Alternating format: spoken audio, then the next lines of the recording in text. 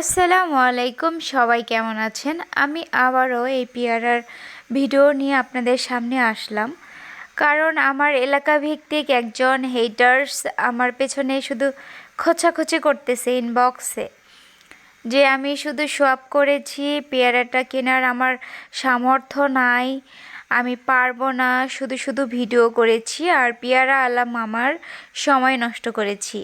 তার এত মহব্বত উতলায় পড়তেছে। সো এরকমটা কিছুই না, পৃথিবীতে বোকা কেউ নেই। যে মামাটা পেয়ারাটা সেল করেছে সে আমাকে শুধু শুধু ভিডিও করার সময় দিবে, এরকমটা ঢাকা শহর না। তো মানে এরকমটা দুনিয়াটাই না। এখানে আমি পেয়ারাটা কিনছি তাই একটা ভিডিও আপলোড করেছি, বাট খাওয়ার ভিডিওটা আমার দেওয়া হয় নাই, কারণ এর পেয়ারা কম বেশি আমরা কে খাইনি ভাই বলেন? সবাই খেয়েছি, এটা তো একটা কমন ফল। তো এই জন্য আমি পেয়ারার ভিডিওটা আপলোড করি নাই।